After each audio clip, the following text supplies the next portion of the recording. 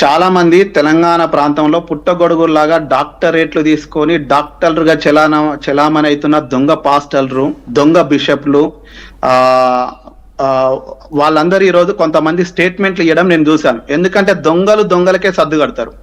ఈ సమోసా పార్టీ ఏదో అనుకుంటా, ఏం పార్టీ అండి అది వినలేదు. సమోసా పార్టీ, భరోసా పార్టీ. భరోసా ఆయనకే భరోసా లేదు, వాళ్ళ ఇంట్లో వాళ్ళకే భరోసా ఇయ్యలేడు. ఈయన ఎందుకు ఈ మన వేరే వాళ్ళకు ఈ పాలేరు ఈ మన అక్కడ అరకు ప్రాంతంలో ఎక్కడ భరోసా ఇస్తాడో నాకు అర్థమైతే లేదు. ఒక్క నిమిషం కాదు. ఇప్పుడు ప్రవీణ్ పగడాల గారి విషయంలో ఆయన తాగి చనిపోయాడు అన్నారు అందరూనే. అవునండి, ప్రవీణ్ పగడాల గారు తాగాడు అని చెప్పేసి ఈ వ్యక్తి మాట్లాడుతూ వచ్చిండు. ఒకటి మనోజ్ గారు, నేను చెప్తున్నాను కొన్ని విషయాలు, ఒక 5-6 పాయింట్స్ చెప్తాను. ఈయన పర్సనల్ కాదంటున్నాడు కదా, నేను దాని దగ్గర కూడా ఎందుకు పర్సనల్ విషయాలు ఎందుకు బైబిల్ మరి చెప్తుంది. ఒక పురుషుడు ఒక స్త్రీకి వివాహం అయిన తర్వాత బద్దులై ఉండాలి, వాళ్ళు మార్గదర్శకంగా ఉండాలి. వాళ్ళు మామూలుగా విశ్వాసులు, క్రిస్టియన్స్ కాదు, ఒక సేవకులు.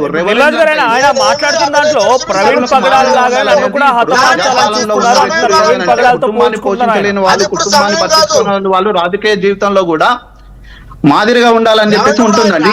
ఇప్పుడు ఆయనకు దాడి జరిగింది అనుకోండి, దాడి జరిగితే ఇంతవరకు పోలీసులకు ఎందుకు కంప్లైంట్ చేయలేదు?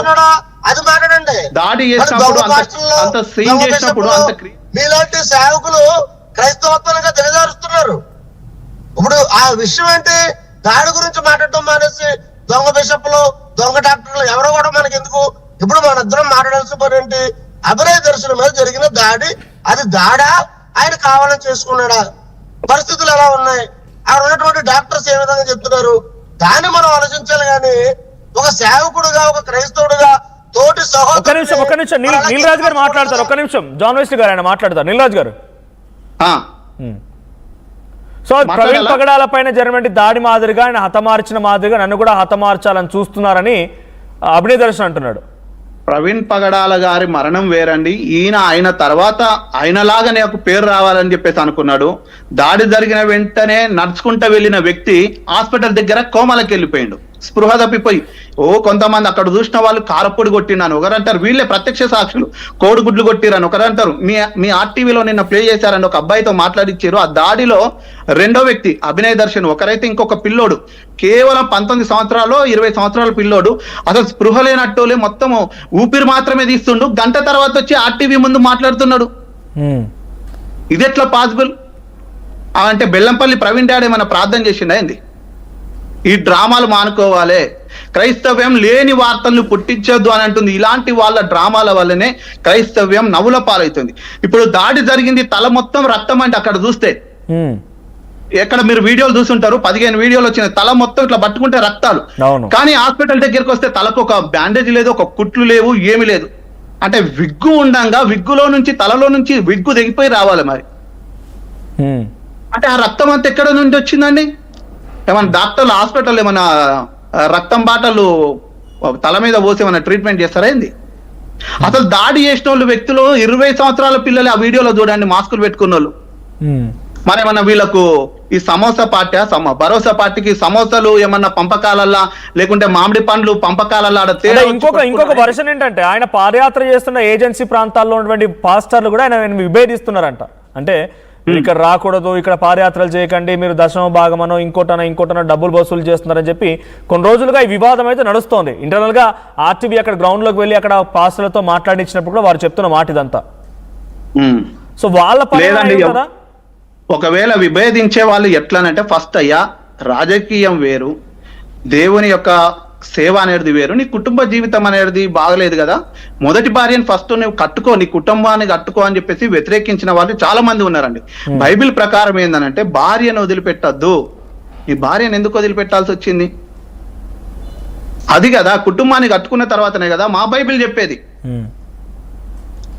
నువ్వు కుటుంబాన్ని ఏలని వాడు సమాజాన్ని ఏలడానికి వీల్లేదు, సంఘాన్ని చర్చిని నడిపించడానికి వీల్లేదని బైబిల్ కరాఖండిగా చెప్తుంది. ఈ రోజు 2-3 పెళ్లిళ్ళు చేసుకున్నాడు బిషప్ అవుతుండు, 3-4 కుటుంబాలని వేరు చేసి. నిన్న ఇవాళ పేపర్లో చూసిన, ప్రార్థనకు వచ్చిన ఒక ఆమెను ఒక బిషప్ గాడు చెరపట్టి ఇప్పుడు భార్యను పెట్టుకుంటూ వేరే ఆయన భార్యని, వాడు ఈ రోజు స్టేట్మెంట్ ఇస్తుండు, వాడు బిషప్ అంట. ఇది ఎక్కడదండి? తన్ను తాను తగ్గించుకొని వాడు హెచ్చింపబడునని చెప్పేసి దేవుని వాక్యం సెలవిస్తుంది. లేని వార్తను పుట్టించొద్దు అని చెప్పేసి బైబిల్ సెలవిస్తుంది. ఈ రోజు ఇంకొక మతాన్ని గురించి అక్కడ ఒక వీళ్ళ వ్యక్తే ప్రస్తావన చేస్తుండు, ఒక ఎమ్మెల్యే గురించి ప్రస్తావన చేస్తుండు.